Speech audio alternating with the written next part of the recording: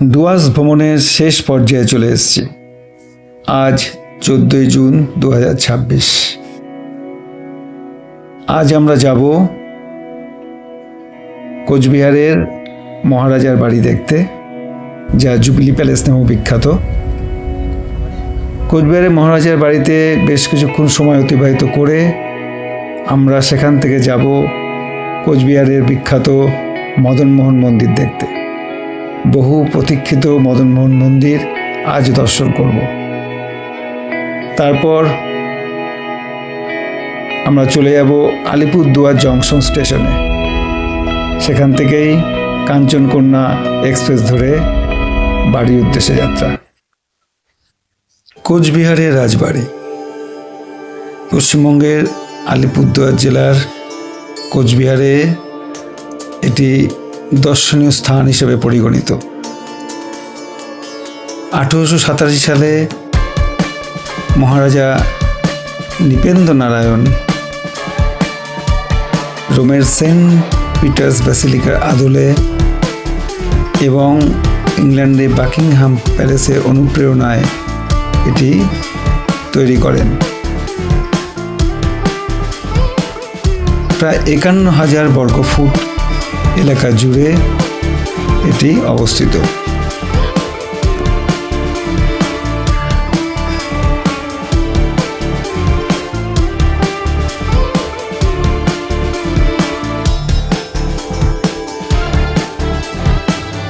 কোচবিহারের রাজবাড়ি Victor jubilee palace নামেও পরিচিত। এর দৈর্ঘ্য 395 ফুট, প্রস্থ 296 ফুট, মাটি থেকে 125 মিটার উঁচুতে অবস্থিত। ক্লাসিক্যাল ইউরোপীয় এবং ভারতীয় শৈলীর এক অপূর্ব নিদর্শন দেখা যায়। ভেতরের অনেক অংশই এখন দর্শকদের জন্য বন্ধ রাখা আছে।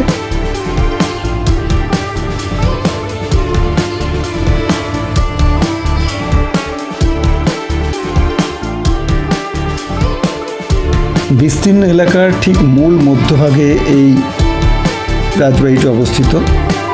এখানে 50টি বেশি ঘর আছে। শয়নকক্ষ, dining hall, dressing room, billiard কক্ষ, লাইব্রেরি রয়েছে। এখানে একটা ছোট্ট মিউজিয়ামও করা আছে। কোচ রাজবংশের বিভিন্ন সময়ের ছবি, তৈলচিত্র এগুলো রাখা আছে। এই রাজবাড়িতে প্রবেশের জন্য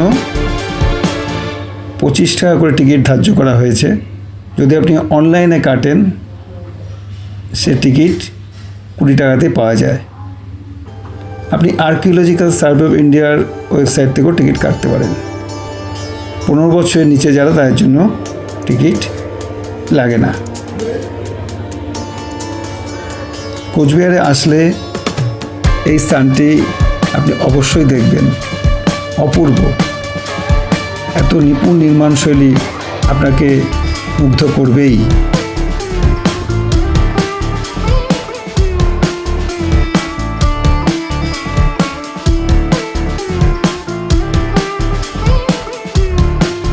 রাজবাড়িটি দর্শকদের জন্য খোলা থাকে প্রতিদিন সকাল 10টা থেকে বিকেল 5টা পর্যন্ত। একমাত্র শুক্রবার রাজবাড়ির দর্শন বন্ধ থাকে।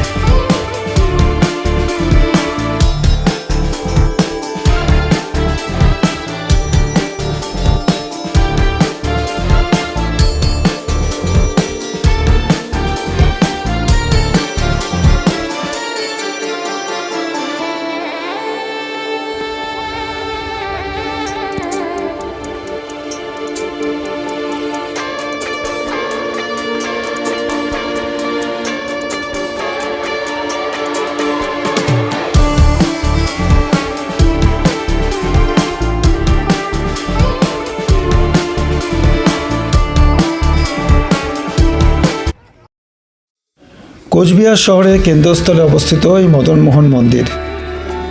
আজ রোববার প্রচুর ভক্তের সমাগম হয়েছে। কোচবিহার রাজপরিবারের কুলদেবতা ইনি। এখানে শ্রীকৃষ্ণ মদনমোহন রূপে পূজিত হন।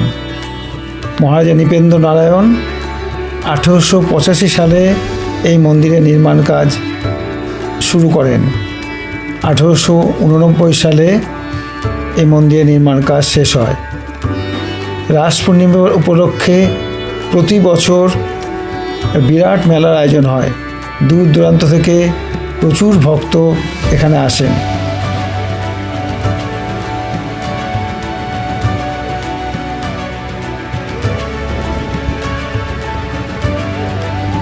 মন্দিরের বিশাল আয়তনের মধ্যে একটি ফুলের বাগানও আছে এবং মন্দির সংলগ্ন একটি জলাশয় আছে।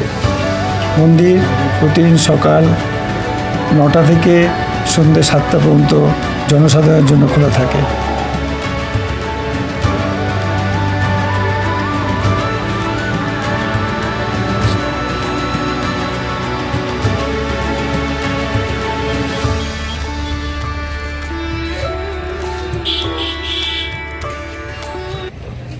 ওয়ান 3150 কাঞ্চনকন্যা এক্সপ্রেস, আলিপুরদুয়ার থেকে শিয়ালদা যাওয়ার গাড়ি।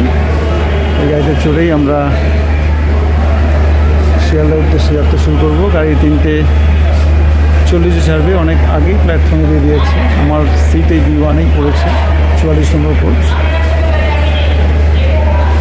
আমি মাত্র আলিপুরদুয়ার জংশন স্টেশনে দাঁড়িয়ে আছি।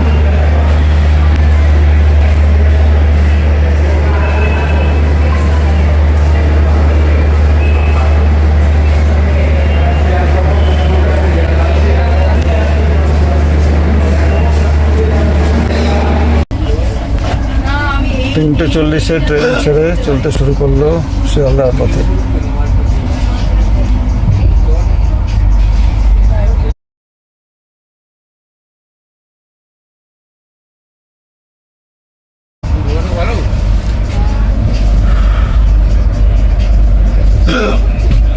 চার দিন ডুয়ার্সে কাটিয়ে এবার ঘরে ফেরার পালা।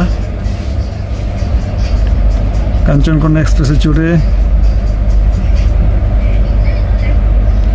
শিয়ালদার পথে পা বাড়ালাম। ঠিক বিকাল 3:40-এ আলিপুরদুয়ার জংশন থেকে গাড়ি ছাড়লো।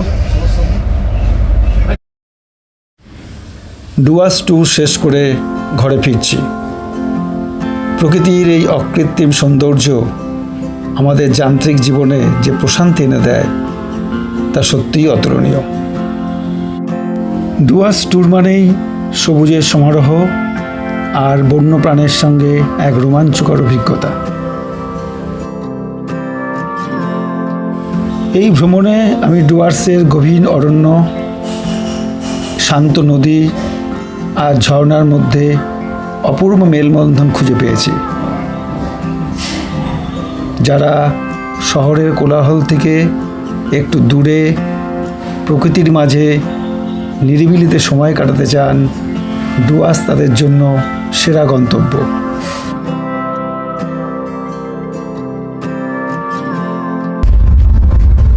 দুপাশে ঘন জঙ্গল, তার মধ্যে দিয়ে গাড়ি চলছে।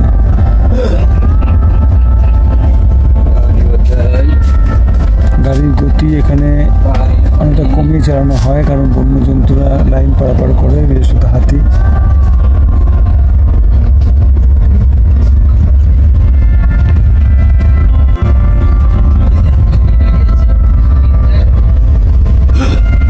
গহন অরণ্য যাকে বলে, তার মধ্যে দিয়ে গাড়ি ছুটে চলেছে।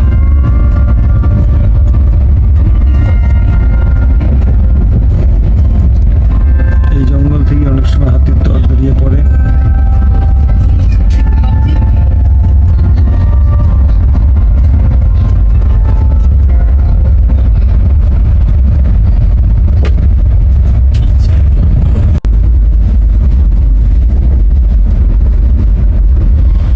আমি 3টি পর্বে এই ভিডিওটি আপনাদের সামনে তুলে ধরলাম।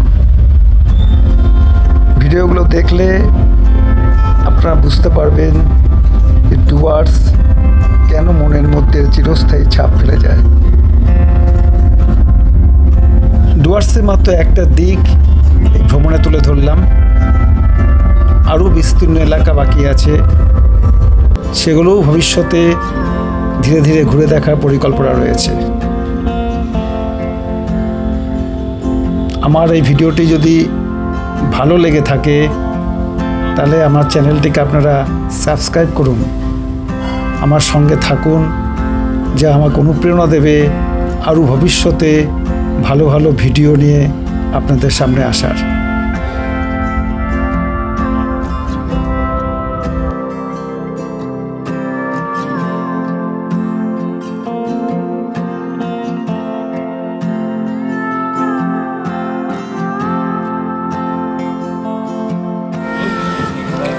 আজ তাহলে এখানেই শেষ করছি, আবার দেখা হবে। নমস্কার। Let's go with Tamal.